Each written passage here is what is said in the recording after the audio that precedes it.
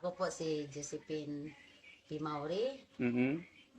Ah, Ano pong nangyari? Ano pong sakit niyo, ate? stage 4 cancer, breast. Okay. Nung wala pa... Ayun ang, Sige po.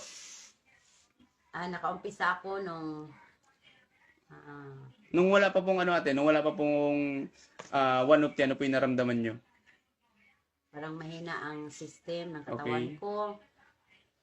Even doon na, nag-chemo na ako first and second.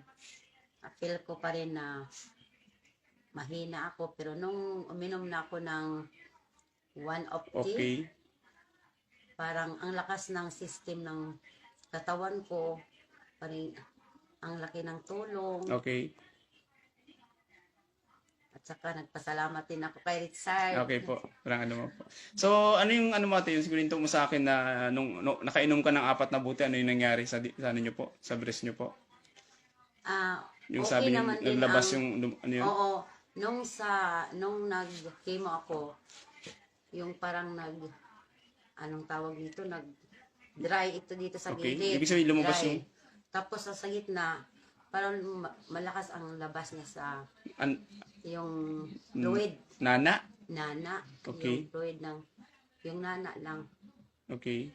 Tapos doon, pang-apat ko naman ngayon, pang-lima na galing chemo. Okay.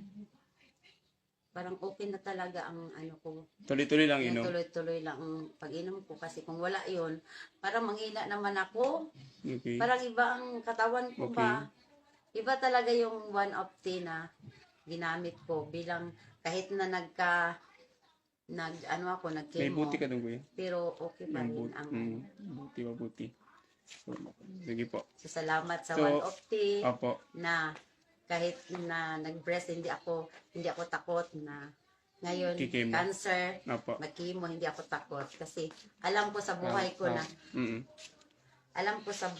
na talagang ang system ng katawan ko talagang iba. Nung wala pa yung Oo. 1 of tea. Oo. Di ba dati nakwenta nyo sa akin natin pag kinikimo kayo, after ng chemo, parang wala kang ganang kumain, may lantang gulay. Ngayon natin, nung nakainom kayo ng 1 of tea, tapos kinimo kayo, ano yung naramdaman nyo, ate? Parang tuloy pa rin ang Parang- pagkain ko, yes. parang gusto kong kumain palagi. Iba. Parang gusto ko pag 9 o'clock na, wala. Gusto ko lang magmerienda.